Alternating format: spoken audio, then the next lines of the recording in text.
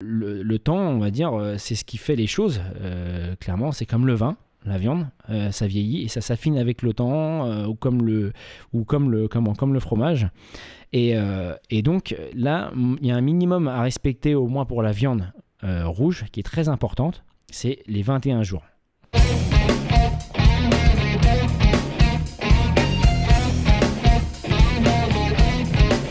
Bonjour Paul.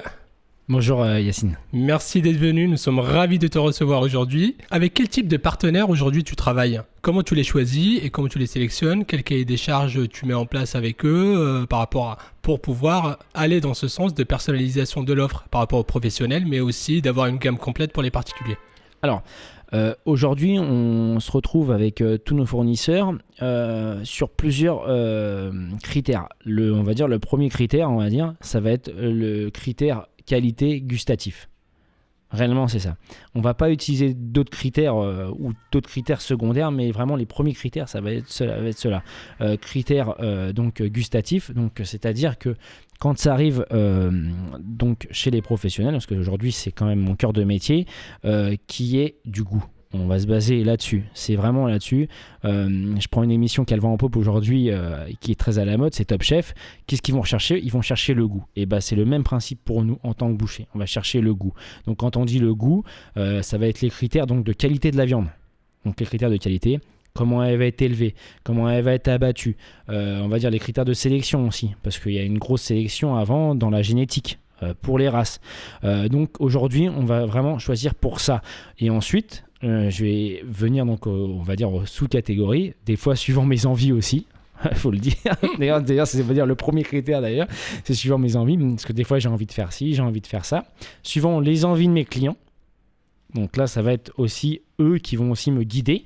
Et donc aussi qui vont par le fait aussi me donner envie. Et ça va être entre guillemets aussi une grosse partie où je vais avoir un dialogue avec eux et on va pouvoir amener la chose au produit final. Et ensuite, des fois, il y a aussi ce critère qui va être assez important pour nous, ça va être le critère de vente. Donc quand on dit vente, c'est-à-dire il y a des races qui ont plus le vent en poupe que d'autres.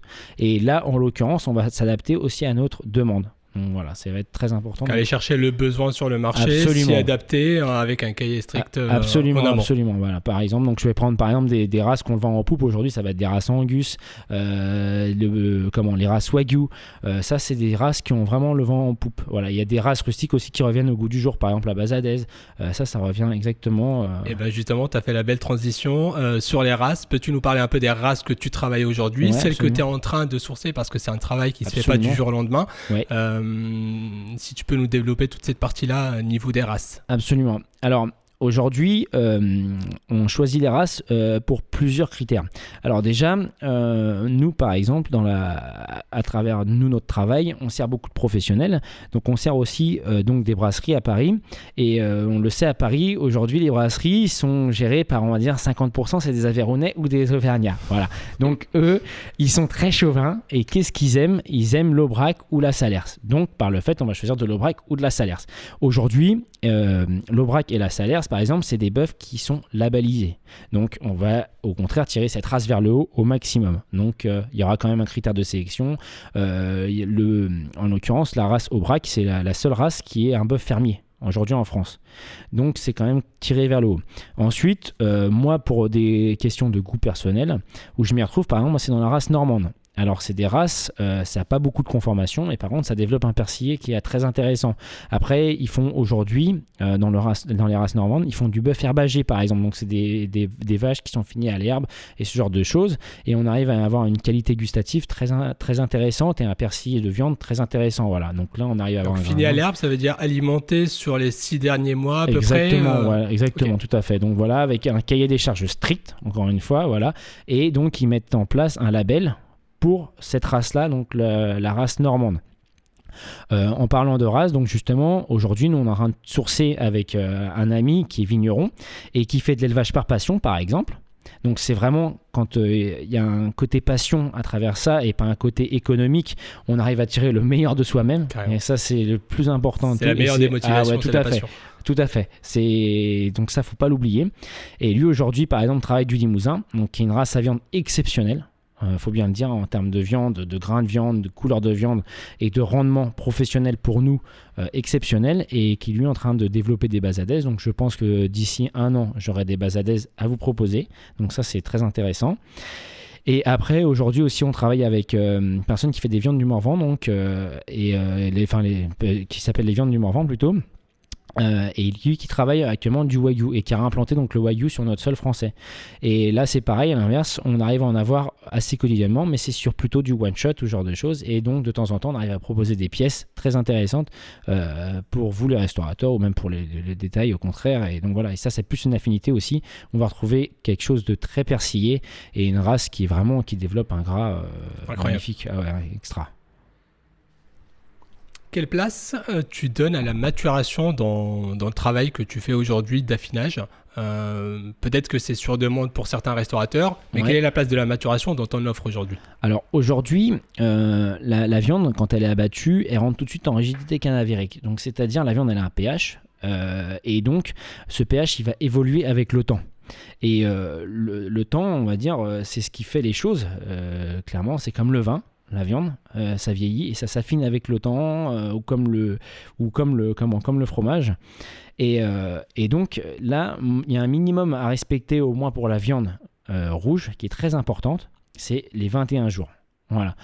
Et j'estime que moi, à partir de ces 21 jours, la viande est arrivée on va dire, à son terme pour pouvoir la manger. Donc c'est très important. Là, on parle de la tendreté.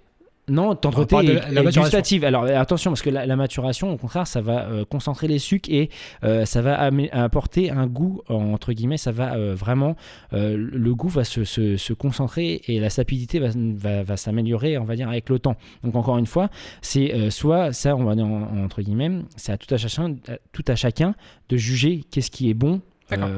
Voilà, pour la maturation. Mais aujourd'hui, pour moi, déjà, à partir de 21 jours, la viande rouge, on peut la consommer sans problème. C'est-à-dire que le pH est redescendu à son niveau d'abattage. Et là, la viande rouge, pour moi, elle est à son terme en termes de goût. Et après, on peut pousser beaucoup plus avec la maturation, justement. Et là, justement, on va s'adapter suivant la demande.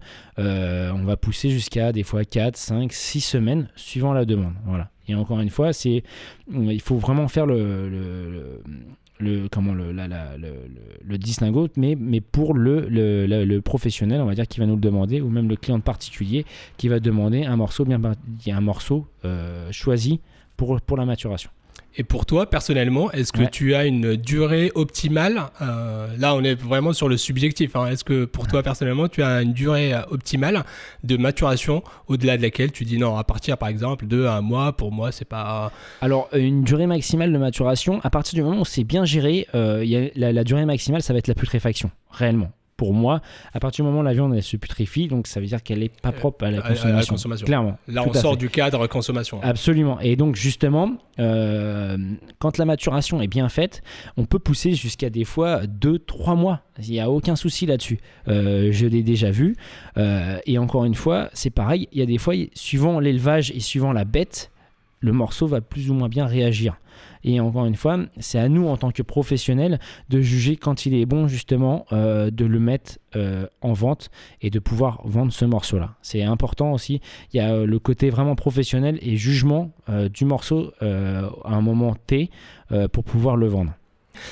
J'ai cru comprendre que tu nous avais ramené une petite surprise, une belle pièce qu'on va travailler juste après. Est-ce que tu peux nous en parler, nous dire ce que c'est, pourquoi tu l'as choisi et qu'est-ce qu'on va faire après ? Alors, moi je suis venu avec une coupe de gros, donc une coupe de gros, c'est-à-dire un train de côte, tout simplement, avec lequel on va pouvoir faire des côtes de bœuf et des entrecôtes. Voilà, donc ça c'est la définition de vente à proprement dit.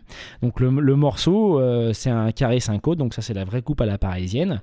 Donc il y a les côtes et il y a les vertèbres dessus.